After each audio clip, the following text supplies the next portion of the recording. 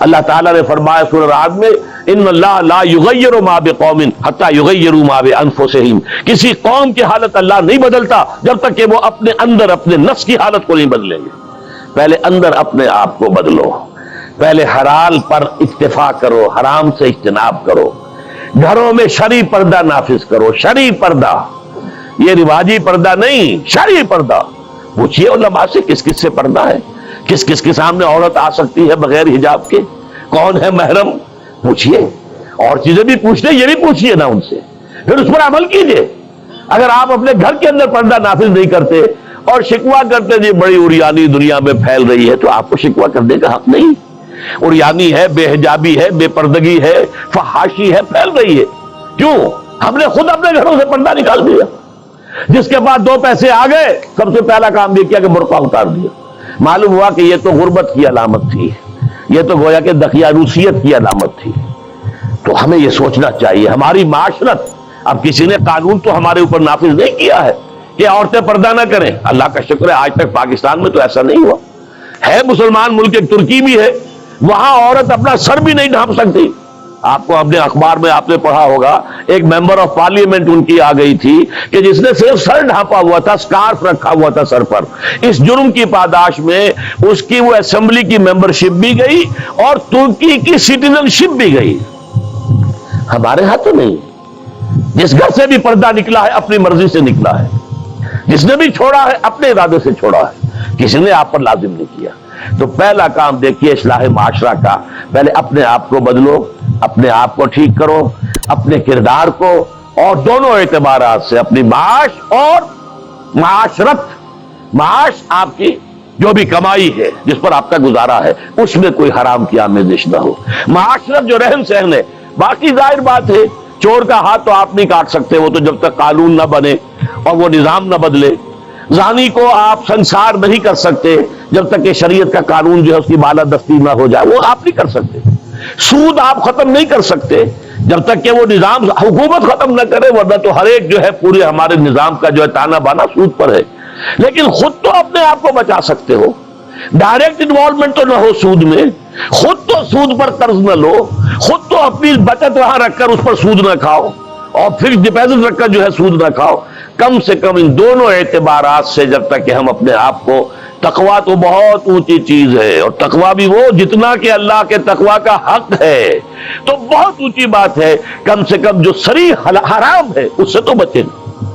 تو پہلی منزل یہ، بلکہ میرے اب آج کی ترتیب میں دوسری منزل ہوئی۔ پہلی منزل کیا تھی؟ یقین والا ایمان حاصل کرو، یقین پیدا کرے ناداں، یقین سے ہاتھ آتی ہے وہ درویشی کہ جس کے سامنے جھکتی ہے فقوری۔ ایسے ایسے درویش گزرے ہیں۔ اب یہ خواجہ نظام الدین اولیاء رحمۃ اللہ علیہ، دلی میں ایک تخت ہوتا تھا بادشاہ کا، ایک تخت ہوتا تھا ان کا روحانی تاجدار۔ وہ کون تھے؟ نظام الدین اولیاء رحمۃ اللہ علیہ۔ 6 بادشاہ ان کے زمانے میں بیٹھے تخت دہلی پر، کسی کے پاس حاضری نہیں تھی، درویش نہیں جایا کرتے عمرا کے گھروں میں۔ ایک بادشاہ نے کہا کہ میں آنا چاہتا ہوں، روک دیا، نہیں میرے پاس مت آؤ۔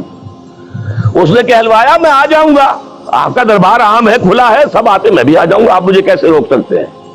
جواباً کہلوایا کہ اگر بادشاہ ایک دروازے سے داخل ہوا تو درویش دوسرے دروازے سے نکل جائے گا۔ جھک رہا ہے کہ نہیں بادشاہ؟ جب آیا تھا بابر یہاں پر حکومت وہ جنگ کرنے کے لیے، پانی پت کی پہلی جنگ ہونے والی تھی سن 1526 میں، پتہ نہیں یہ تاریخ بھی اب لوگوں کو معلوم ہے کہ نہیں، تو وہاں کون تھا؟ ابراہیم لودھی بادشاہ تھا دہلی کا۔ وہ آیا ہے شیخ عبد القدوس گنگوہی رحمت اللہ علیہ کے پاس کہ حضور حضرت میرے لیے دعا کیجئے، بڑا وقت سخت آ گیا ہے، بابر فوج لے کر آ گیا ہے۔ ان کا دعا نہیں کی، فرمایا ہٹ جاؤ یہاں سے، ہماری دھوپ چھوڑ دو، دعا نہیں کی۔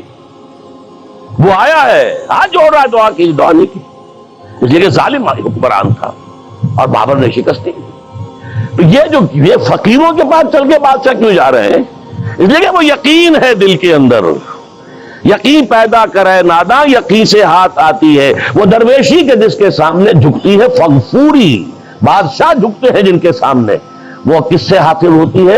وہ در حقیقت یقین قلبی والی دولت۔ دوسرا کام، اپنے عمل کے اندر، اپنے کردار میں تقوی اختیار کرو جس کا کم سے کم درجہ یہ ہے کہ حرام سے تو اپنے آپ کو بچا لو اور فرائض کی پابندی کرو.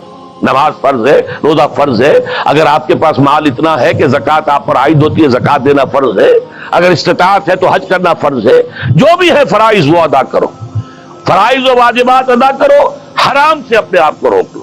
یہ دو کام نہیں کرتے تو اگلی آیت کی طرف بڑھنے کا فائدہ ہی نہیں، پھر یہیں پر بات ختم ہو جائے گی، فل سٹاپ ہو جائے گا. لیکن اگر یہ مرحلہ طے کر لیا، خوش نصیب، اس نے اپنی معاش اور اپنی معاشرت کو درست کر دیا شریعت کے مطابق.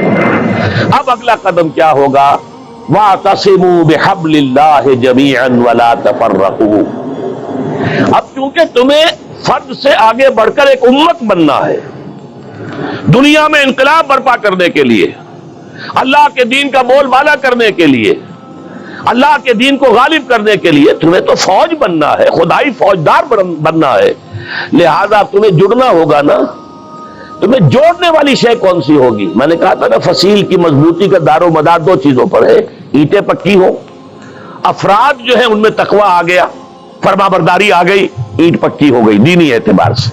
اب ان کو جوڑنے والی شے کیا ہے؟ فرمایا اور سب مل جل کر اللہ کی رسی کو مضبوطی سے تھام لو اور تفرقوں میں مبتلا نہ ہو. وَاعْتَصِمُوا بِحَبْلِ اللَّهِ، حبل اللہ اللہ کی رسی، مل جل کر جمیعاً. وَاعْتَصِمُوا بِحَبْلِ اللَّهِ جَمِيعًا وَلَا تَفَرَّقُوا، تفرقے میں مبتلا نہ ہو. تفرقہ ہوگا تمہاری قوت ختم ہو جائے گی. Divided you fall, United you stand.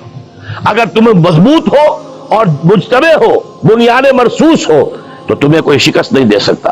اگر تمہارے دل پھٹے ہوئے ہو، تمہارے اندر رکھنے ہو، تو تمہارے اندر سے غدار نکل آئیں گے. جیسے کہ آپ کو معلوم ہے کہ انگریز جو آیا ہے ہندوستان میں، بنگال میں غداری ہوئی، میر جعفر نے غداری کی، اس لیے بنگال میں پلاسی کی جنگ میں فتح ہوئی لارڈ کلائیو کو. دکن میں ہمارا آخری تیر جسے کہا اقبال نے، ترکشے مارا خدنگے آخری، ٹیپو سلطان آخری چٹان تھی ہندوستان کے اندر، اور وہ بھی ایک غدار کی وجہ سے. جعفر از بنگال و صادق از دکن، ننگے آدم ننگے دین ننگے وطن. تھے کون؟ مسلمان تھے. لیکن یہ کہ اگر آپس میں تفرقہ ہے، آپ کے تفرقے کو دشمن استعمال کرے گا، آپ کو آپس میں ٹکرائے گا، ایک کے مقابلے میں دوسرے کی مدد کرے گا، کبھی دوسرے کے مقابلے میں آپ کی مدد کرے گا، تاکہ آپس میں ٹکرا کر ختم ہو جاؤ.